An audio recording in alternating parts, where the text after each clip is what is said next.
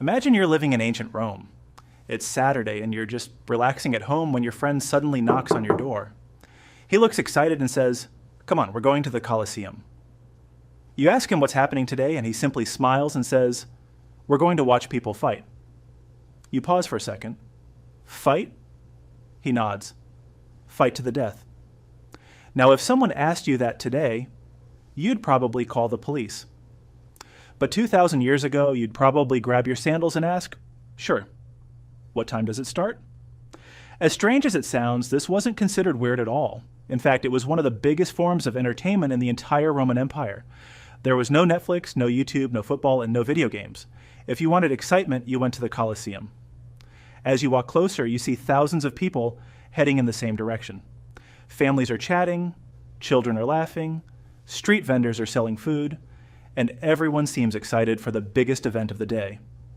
The atmosphere feels more like the final of a World Cup than a normal afternoon. You finally find your seat among nearly 50,000 people.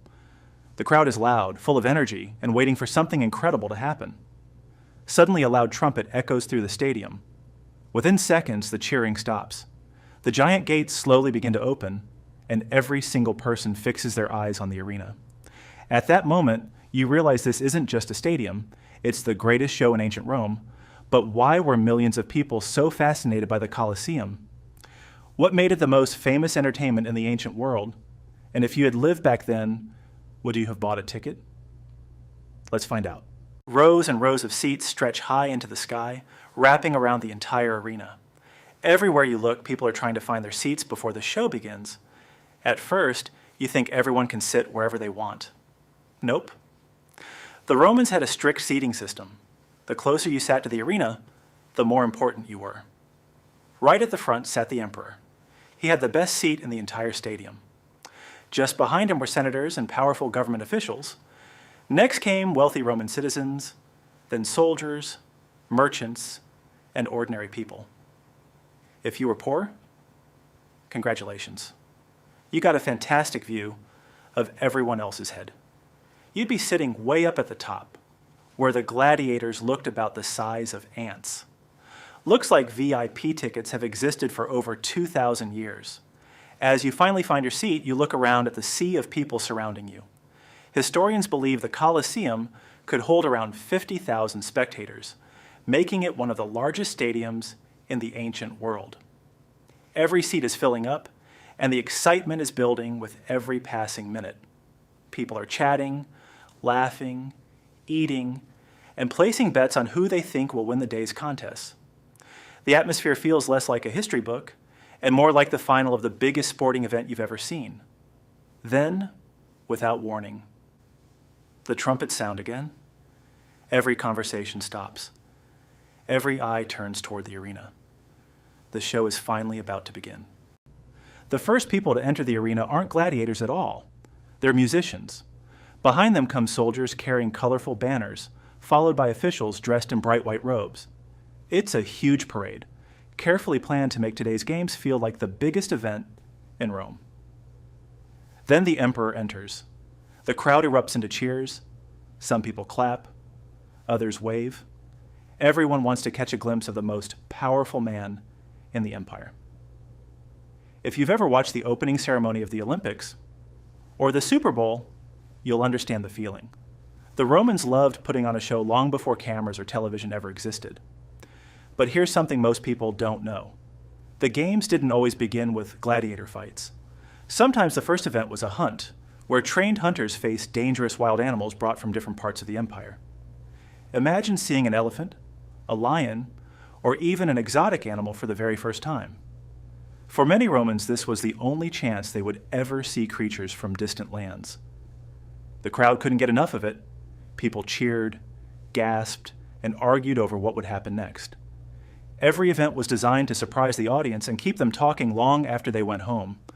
And just when you think you've seen everything, the arena suddenly becomes quiet again. A large gate slowly opens. This time, the gladiators are finally here. A group of heavily armored gladiators walks into the arena. The crowd immediately bursts into applause. These aren't random people picked off the streets. Many gladiators trained for years in special schools, learning different fighting styles and using different kinds of weapons. Some carried large shields and short swords. Others fought with nets and tridents. Every match was different, which meant the audience never knew exactly what was going to happen. Before the contest began, the gladiators marched around the arena so everyone could see them. Imagine being surrounded by 50,000 people, all cheering as you stepped onto the sand. That's enough pressure to make anyone nervous. But here's the interesting part. The Romans didn't just come to see who was the strongest. They loved skill, a clever move, a surprising comeback, a fighter who stayed calm under pressure. In many ways, it wasn't so different from how people watch sports today. Fans picked favorites, argued about who would win, and celebrated incredible performances. The excitement came from not knowing how the contest would end. And the Colosseum wasn't just about the people in the arena. The crowd was part of the show too. Some fans shouted advice as if the gladiators could actually hear them. Others celebrated every clever move, while friends argued over whose favorite fighter was better. If you've ever watched a football match with passionate supporters, you already know how loud things can get. By now, you've probably forgotten you're sitting in a stadium built nearly 2,000 years ago. It feels alive. Every cheer echoes through the stone walls. Every surprise makes the audience jump to their feet. And just when you think you've seen everything, you discover the Colosseum has one more incredible secret hidden beneath the arena floor. As the crowd celebrates another incredible contest, you suddenly notice something strange. 1 second, the arena floor is completely empty. The next second, a cage appears out of nowhere. Then another, and another. You're probably wondering, where did those come from? The answer is hidden beneath your feet.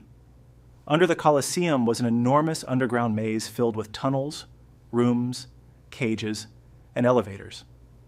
This hidden area was called the hypogum, and it was where performers, animals, and workers waited before entering the arena.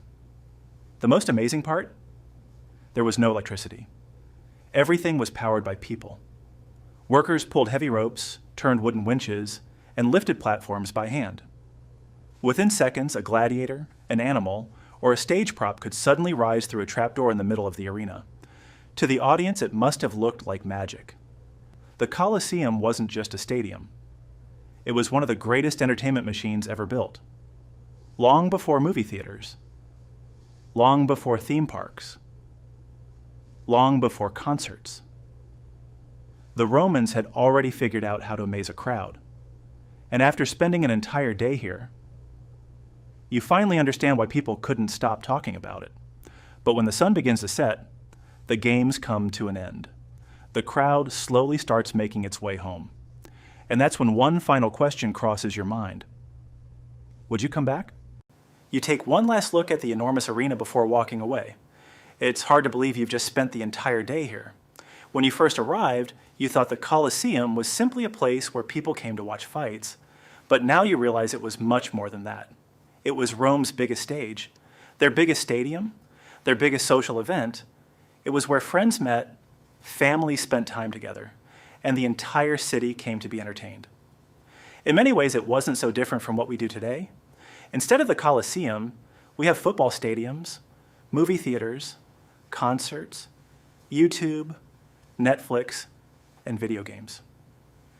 So here's a question for you. If someone handed you a free ticket to spend one day in the Roman Colosseum, knowing you'd be completely safe, would you go? Let me know in the comments. And if you enjoyed traveling back in time with me, don't forget to subscribe to Chaos Drawn, where we explore the strangest moments in human history, one story at a time. I'll see you in the next one.